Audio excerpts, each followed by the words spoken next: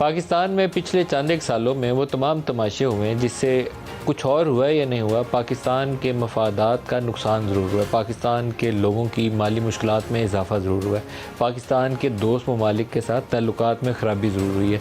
और इसके अंदर सिर्फ पॉलिटिशियन ज़िम्मेदार नहीं है। इस वक्त पिछले 8-10 सालों में इस्टेब्लिशमेंट ने जो रोल अदा किया वो भी इसमें बराबर के शरीक है। जुडिशरी ने जो कुछ किया वो भी इसके अंदर शरीक है। हम सारे कलेक्टिवली अगर अपनी ज़िम्मेदारी माने तो शायद आइंदा के लिए इसलाह का मौका मिल जाए। साइफ़र एक ऐसा मामला था जिससे बड़ी तल्खी पैदा हुई, पाकिस्तान के अंदर बहुत तल्खी हुई। एक तो है ना, बैनुल क़ौमी सतह पे बहुत सारे ऐसे मामला हैं जिसको मैं आइडेंटिफाई कर सकता हूँ, एक के बाद एक ऐसे मामला हुए जिससे माहौल में ख़राबी हुई। एक हमारे फॉर्मर DG ISI थे, वो जब तालिबान का टेक ओवर हुआ तो वो काबुल सेरीना में चाय का कप पीते हुए कह रहे थे जैसे फतह मना रहे हो कि सब कुछ अच्छा है, सब कुछ काबू में। उसके बाद अभी IMF का प्रोग्राम जिस तरीके से हमने माफ़िया मांग के लिया है तो ये उसकी एक पहली सज़ा थी जो हमें मिली है। ऐसी चीज़ों से गुरेज़ करना चाहिए। इमरान खान एक तरफ सऊदी अरब से पैसे उधार मांग रहे थे, साथ वो मलेशिया के साथ जाके दूसरा ब्लॉक खड़े करने की कोशिश कर रहे थे। तो वही सऊदीज़ जो हमें मुश्किल वक्त में जिनसे पैसे मिल जाते थे या तेल उधार कीमत पे मिल जाता था और हमारी मुश्किल गुजर जाती थी, उसके बाद उन्होंने साल 2 साल हाथ खींच के रखा है। अभी IMF के प्रोग्राम के साथ उन्होंने दोबारा हमारी मदद की है, $2 अरब दिए। एक और बड़ी तल्खी जिसने पाकिस्तान और अमेरिका के ताल्लुकात में बहुत ख़राबी पैदा की, अमेरिका के साथ हमारा कोई रिश्तेदारी नहीं है। दुनिया के ममालिक जो हैं अपने मफादात की खातिर एक दूसरे से जुड़ते हैं। पाकिस्तान के जो 2 मेजर ट्रेडिंग पार्टनर्स हैं, एक का नाम है यूरोपियन यूनियन और दूसरे का नाम है United states of America. America के साथ एक सिंगल कंट्री अगर हम गिने तो एक सिंगल कंट्री में सबसे ज़्यादा जो हम तिजारत करते हैं वो अमेरिका के साथ करते हैं, सबसे ज़्यादा बरामदात वहाँ बेचते हैं। तो अमेरिका के साथ हमारे इक़्तिसादी मफादात जुड़े हुए हैं। वहाँ बहुत बड़ी तादाद में पाकिस्तानियों की काम करती है, पाकिस्तानी स्टूडेंट्स वहाँ बहुत पढ़ते हैं। तो आपके मफादात अगर जुड़े हुए हैं तो आपको बना के रखनी चाहिए। अमेरिका से भी बना के रखें, यूरोप से भी बना के रखें, रूस से भी बना के रखें। हमने कुछ जाके लड़ाइयाँ जंगें तो लड़नी नहीं। एक हमारा नेबरिंग कंट्री ईस्टर्न साइड के ऊपर इंडिया है जो जिससे हमारे मामला ना कभी दुरुस्त हुए हैं ना होने। को एग्जिस्टेंस वहाँ पे भी हो सकती है लेकिन उसके लिए एक इंतहा पसंद बुद्धि के होते हुए कम से कम वो सोच शायद मुमकिन नहीं है। उसके बाद कोई रीजनेबल लीडरशिप आए वहाँ तो मामला आगे बढ़ सकते हैं। साइफ़र एक पाकिस्तानी सफ़ीर, अपना सफ़ीर हमारा पाकिस्तान का, जिसे प्राइम मिनिस्टर ऑफ पाकिस्तान ने एक दूसरे मुल्क में लगाया हुआ है, दफ्तर ख़ारजा में वो रिपोर्ट करता है। तहरीक इंसाफ के दौरे हुकूमत में शाह महमूद कुरैशी फॉरेन मिनिस्टर थे, उनको पाकिस्तान के अमेरिका में सफ़ीर असद मजीद ने एक मुरासला भेजा। साइफ़र मुरासला है उर्दू में। मुरासला क्या होता है कि वहाँ पर सफ़ीर जो मुख्तलिफ़ मुलाकातें करता है या उसको इनपुट मिलती है या और इन्फॉर्मेशन मिलती है, वो अपनी हुकूमत को आगाह करता है, अपनी रियासत को आगाह करता है कि ये मामलात हैं। वहाँ उनकी एक मीटिंग होती है डोनाल्ड लू के साथ। तो डोनाल्ड लू के अंदर मुलाकात के अंदर जो अहवाल उन्हें बयान किया गया, यूक्रेन के ऊपर अमेरिका को बड़ी तशवीश थी कि पाकिस्तान जो है इस जंग के अंदर जंग के किस तरफ खड़ा होगा। वो तरफ जिस तरफ अमेरिका चाहता है, यूरोप को भी अमेरिका ने खींच के उस तरफ ले गया, पाकिस्तान को भी चाहता था कि हम वही साइड इख्तियार करें, या दूसरी तरफ खड़ा होगा जो रूस और चीन जिस तरफ खड़े थे। तो एक वाज़ेह line with us sir against us, जो बुश वाली पॉलिसी थी वो वाला रवैया था। डोनाल्ड लू ने यकीनन कुछ ऐसे अल्फाज बोले होंगे जो डिप्लोमेटिक नॉर्म्स के ख़िलाफ़ जाते थे, यकीनन का होगा। और साइफ़र एक यकीनन रियलिटी थी, उसमें भी कोई डाउट नहीं है। साइफ़र आता है, 7 मार्च को मीटिंग होती है, 8 मार्च को साइफ़र आता है, 8 मार्च को दफ्तर ख़ारजा को भी मालूम है साइफ़र आ चुका है। 8 मार्च को ही हमारी इतला के मुताबिक शाह महमूद कुरैशी के ज़रिए प्राइम मिनिस्टर को भी इसकी आगाही मिल चुकी थी। प्राइम मिनिस्टर उस साइफ़र को लेकर बैठे रहते हैं। और एक मैं आपको बैकग्राउंड इन्फॉर्मेशन के तौर पर बताऊं कि जब ये कंट्रोवर्सी शुरू होती है और कंट्रोवर्सी शुरू होने के बाद हमने उस वक्त की इस्टेब्लिशमेंट की एक टॉप मोस्ट पर्सनैलिटी से हमने एक बैकग्राउंड इंटरेक्शन में एटलीस्ट मुझे ये मौका मिला तो मैंने उनसे पूछा। तो एक मौका था, चाइनीज़ जहाज़ पाकिस्तान ने कुछ नए लिए थे, उस वक्त प्राइम मिनिस्टर और जनरल बाजवा दोनों उस तकरीब में मौजूद थे। तो मुझे बताया गया कि उस तकरीब के अंदर जनरल बाजवा ने उस वक्त के प्राइम मिनिस्टर इमरान खान से ये बात कही कि ये एक अमरीकी मुरासला आया हुआ है, इसके ऊपर क्या करना है। क्योंकि आम तौर पर डी मार्च इसको कहते हैं, जिस प्रोटेस्ट करना हो कि हमें डी मार्च करना चाहिए, यहाँ पर अमरीकी सफ़ीर को बुला के इस पर प्रोटेस्ट करना चाहिए कि ये गैर जो डिप्लोमेटिक नॉर्म्स हैं उसके मुताबिक आपने ये ज़ुबान बोली है तो इसके ऊपर हमें प्रोटेस्ट करना चाहिए। तो उन्होंने मुझे ये बात बताई कि प्राइम मिनिस्टर ने कहा, इमरान खान ने, कि इस तरह के तो डिस्पैचेस आते रहते हैं, इसके ऊपर क्या प्रोटेस्ट करना, जाने दें इसको। और उसके चंद रोज़ बाद 27 मार्च को जब वो जलसा कर रहे थे इस्लामाबाद में, उन्होंने यूं जेब से कागज़ निकाला, बिल्कुल भुट्टो का वो कॉपी स्टाइल उसका जो भुट्टो ने किया था। अमेरिकन सेंटर के बाद भुट्टो को अमेरिकी सेक्रेटरी ऑफ स्टेट ने धमकी दी थी न्यूक्लियर प्रोग्राम के हवाले से कि आपने एटमी प्रोग्राम बंद ना किया तो आपको निशाने इबरत बना देंगे। ख़त निकाला, इमरान खान ने लहरा के कहा कि ये अमेरिकी धमकी आई है।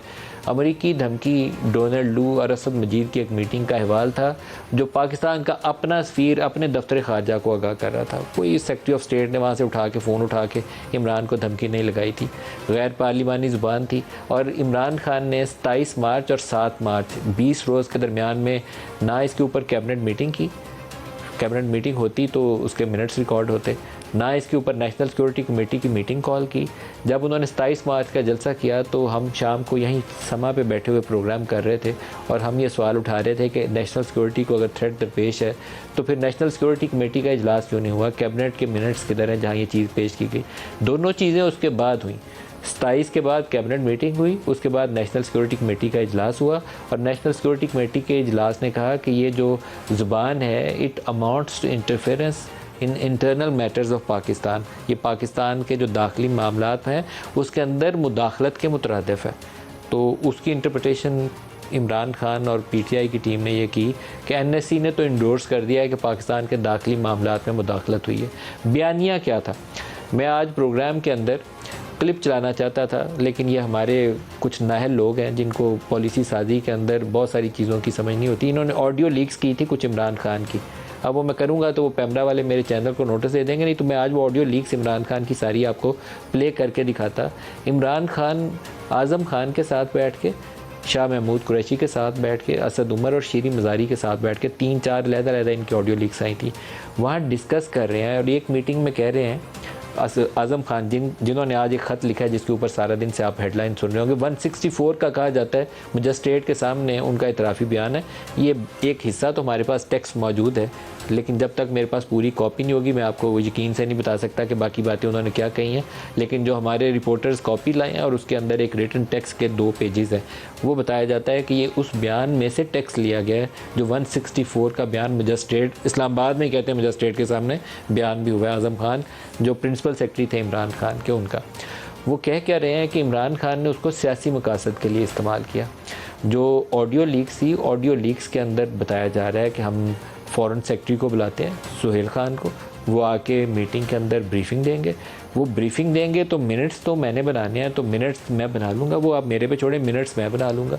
ये कोडेड लैंग्वेज होती है जो साइफ़र होता है, अगर वो उसको सादा लफ्ज़ों में कोई लिख के मिनट्स की शक्ल में किसी को दे तो वो तो उसको पढ़ लेगा, लेकिन वैसे उस कोडेड लैंग्वेज को मेरे और आपके लिए अंडरस्टैंड करना आसान होगा। तो आज़म खान और इमरान खान डिस्कस कर रहे हैं कि मीटिंग कॉल करते हैं। इमरान कहते हैं किस किस को बुलाया जाएगा, कहते हैं शाह महमूद को बुला लेते हैं, सुहेल होंगे, आप होंगे, मैं होऊंगा, तो मिनट्स बना लेते हैं, उसके ऊपर फिर काम आसान हो जाएगा। हाँ कहते हैं ये ठीक है। मीटिंग कॉल होती है और उसके बाद का जो अहवाल है वो हमें एक दूसरे क्लिप में मिलता है। एक मीटिंग दोबारा हो रही है जिसके अंदर असद उमर भी मौजूद है और असद उमर उनसे मीटिंग के अंदर सवाल कहते हैं। वो कहते हैं कि आप इसको बार बार लेटर कहते जा रहे हैं, लेटर कहते जा रहे हैं, ये तो मरासला है, ये तो पाकिस्तानी सफ़ीर का मरासला है।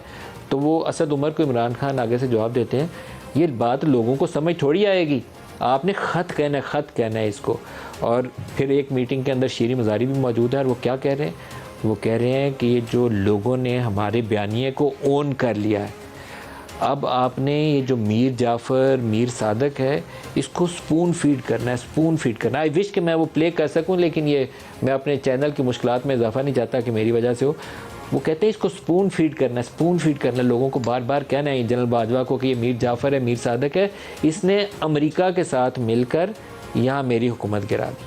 अब ये कहानी जो आज आज़म खान का बयान है, अगर उसके साथ हम मैच करें तो ये एक सिंपल साइफ़र था और साइफ़र रियलिटी में साइफ़र मौजूद है। साइफ़र आया है, असद मजीद जो बाद में सेक्रेटरी खारजा भी बने, उन्होंने अपनी मीटिंग का अहवाल लिखा है और डोनाल्ड लू ने मोर और लेस वो चीज़ें कैमरे के ऊपर अपनी लुक छुप के नहीं, कहीं से कि चोरी से जाकर उसने किसी को कहा था, कैमरे के ऊपर वो एक उनकी हाउस कमेटी है, उसके अंदर उसकी सारी गुफ्तगू रिकॉर्ड हुई है जो वो क्या रहा है। और मोस्ट लाइकली वही लफ्ज़ उसने जब वो बैठा हुआ हमारे सफारत खाने के साथ, हमारे सफ़ीर के साथ डिनर कर रहा था, वही बातें उसने वहाँ पे भी कही थी। डोनाल्ड लू का वो बयान जो कैमरे के ऊपर है, कम अज़ कम मैं वो आपको दिखाता हूँ, सुनिएगा। Did anybody in the administration pick up the phone and call Pakistani foreign minister or the Prime Minister of Pakistan?